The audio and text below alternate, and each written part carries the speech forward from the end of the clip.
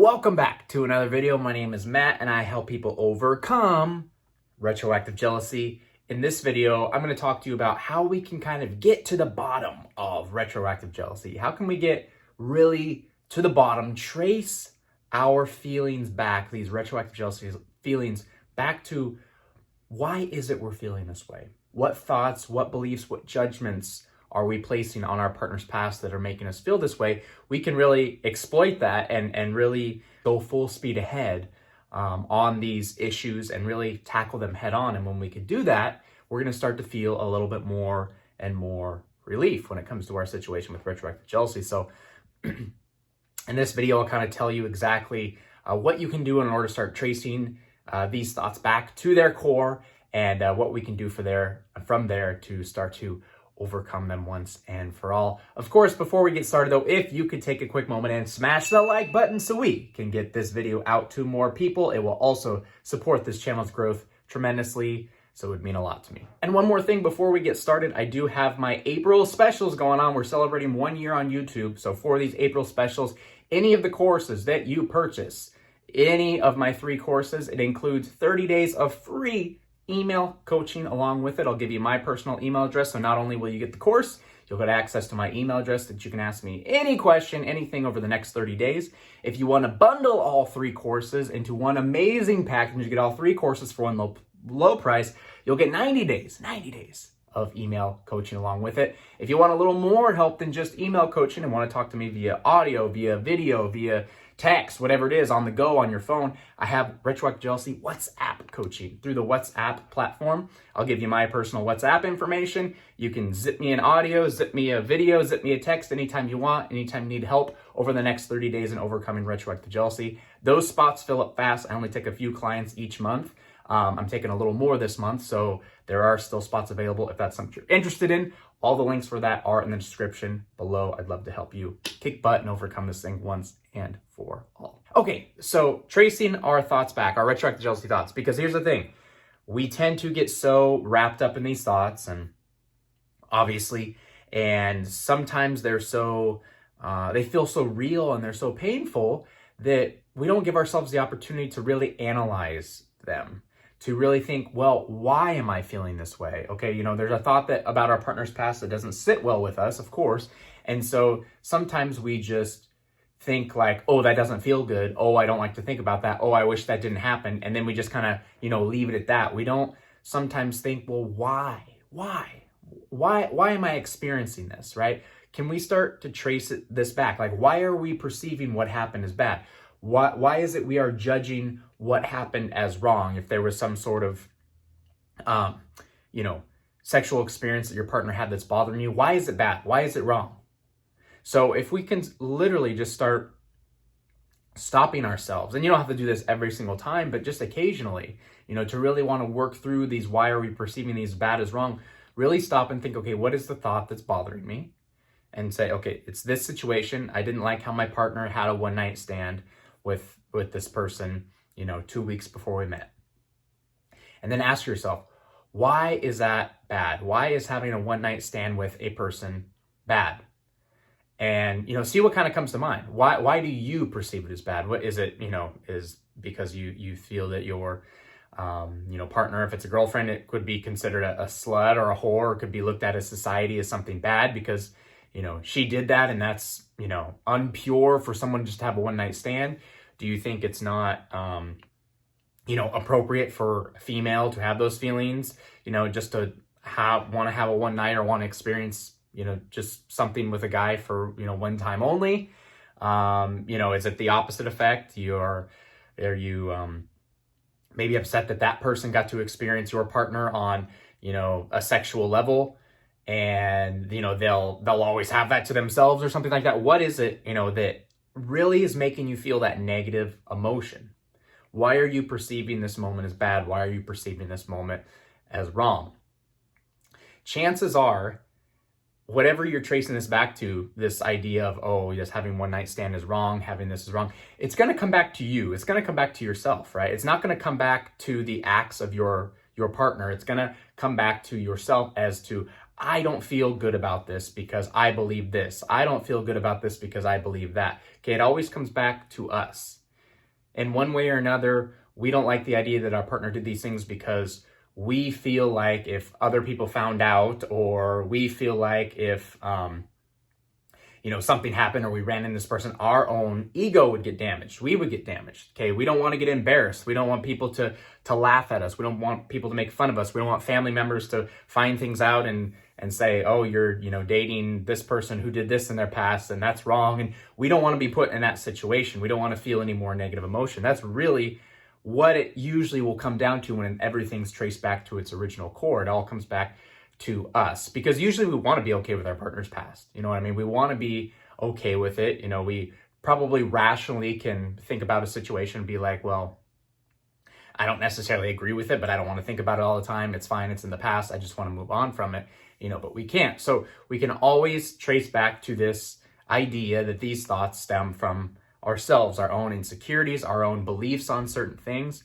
And if we're able to, let go of some of those beliefs, let go of some of those values, let go of some of those ideas that casual sex is wrong or these types of things, we can start to find a little bit of relief. Now, I know for me personally, what I basically described to you already, I was very worried about being embarrassed, like being exploited, like not, being out of the loop, so to speak, like people knew things that I didn't know and all this stuff. Like it was very much, my retroactive jealousy was a me thing. Like I thought other people would perceive my partner as calling her names because she did all this stuff, which would make me feel bad, right? Or people would laugh behind my back thinking, oh, here she is with this Matt guy, but little does Matt know she was with, a guy last week, thinking they were laughing at me because I would feel negative emotion. Again, it traced back to myself. I myself didn't want to feel negative emotion. I was scared of negative emotion, didn't want to feel it, didn't want to have that feeling of being embarrassed or laughed at or whatever. Completely false, right? Because honestly, none of that ever happens. Nobody really, thinks that way. So that was my big thing. And so I had to let go of a lot of that stuff. I let go of that stuff about being laughed at and people perceiving my partner as doing something wrong or bad, even though my past was, I did things too. That part didn't worry. It was, about her and how they perceive her and how that would reflect and manifest through me and the feelings that came up. So I really had to drop that, to just drop those ideas and be like, I don't care. I don't care if someone laughs at me. I don't care if someone perceives my partner like this or this happens. I don't care, because nothing's going to happen to me if that's their own opinion. I can't change their opinion. Again, no matter what happens, people are going to believe what they want to believe, no matter what you say, no matter what you try to convince. People will live the reality that they want to live, and I have no control over that. So I might as well live the reality that I want to live, where I don't care what people think, and who cares? And when you really grasp that and really, not care what people think or how people perceive you or how people perceive your partner, it all goes away, because you realize nobody really does that anyway, And so when you drop those worries, you feel free. You feel very free. And a part of this for me was also looking at this from a just a different perspective in general. And what I mean by that is, whatever your partner did in their past, the way you perceive it is different than how somebody else could perceive it. Okay, not everybody on the planet suffers from retroactive jealousy. In fact, a majority of the population do not, right?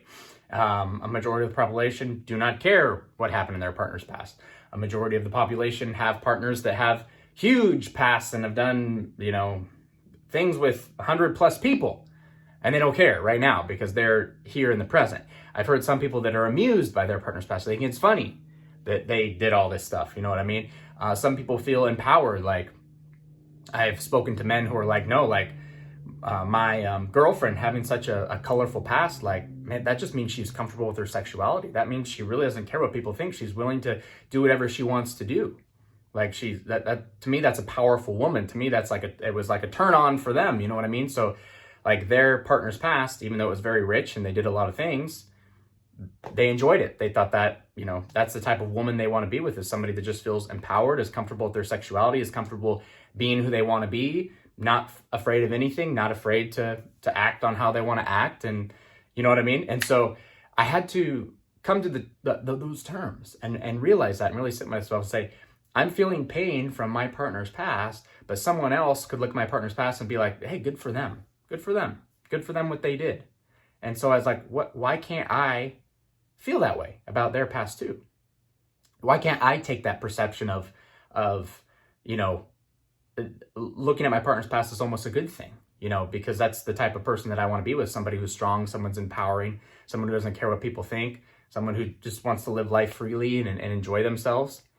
And so when I started kind of thinking about that a little more, it loosened the grip a lot on those very narrow-minded perspective I was having, and really, you know, chomped down on this idea that I was going to be laughed at, or someone was going to perceive my partner as this or that. It almost came full circle for me with this idea that I don't have to be at the mercy of these thoughts. I don't have to be at the mercy of these feelings. I don't have to be at the mercy of this idea that I'm going to be exposed, or my partner's going to be exposed, or someone's going to laugh at me or perceive, you know, what they did as bad, and it's going to put, you know, a lot of pain on me. I could drop all that. And none of that ever even happened or ever came close to happening, because honestly, nobody cares. Nobody cares about your partner's past but you. Nobody does. That's the truth. And if somebody really was concerned about your partner's past, they have more problems than you do or anybody else does. Like, they're the ones with the issues. No one cares about your partner's past. You're really the only person that does. And so when we can start, you know, again, releasing this idea and dropping this idea that we're going to somehow be embarrassed or shamed or anything like that, and understand that there's another perspective that we can take, and another perspective that other people takes on their can take on your partner's past, things open up for us. So that's the gist of this video. That's the challenge, is to really trace back our retroactive jealousy. You know, why are we feeling this way about this certain situation? It could just be one thought. What's the one kind of trigger thought that's really getting you the most? Trace it back.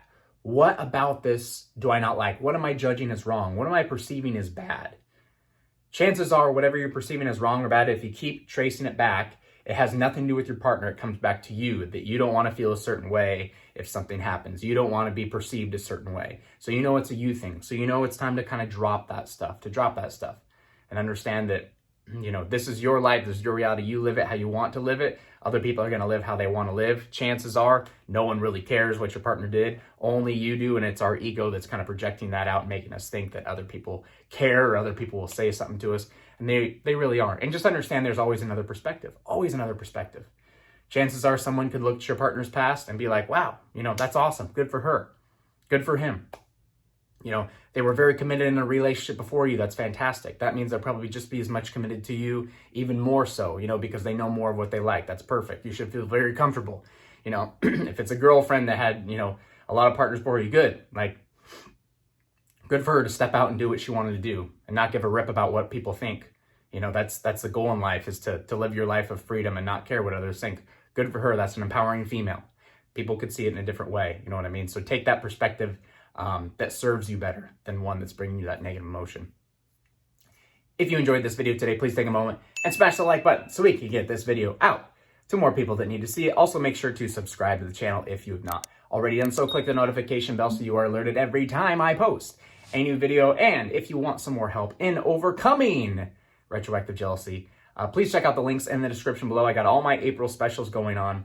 If you purchase one of my courses, included with those courses will be 30 days of free email coaching with me. I'll give you my personal email address. So not only will you have the course to go through and complete on your own time to help you overcome retroactive jealousy, but any questions that come up along the way in the next 30 days, I'm just an email away to help you out. I also still have spaces available for my coaching program for this month. If you want to talk to me via WhatsApp, via video, via audio, via text, whatever it is, 30 days of WhatsApp coaching. I'll help you through your tough times, and RJ, help you get to the other side, do our best to get you there. I have spots available again still for this month. I'm taking a few more clients on this month. So if you want to be a part of that before it fills up, please check the links in the description below. All that is available for you down there. That's it for me for now. I hope you have a marvelous day, and I'll see you in the next video.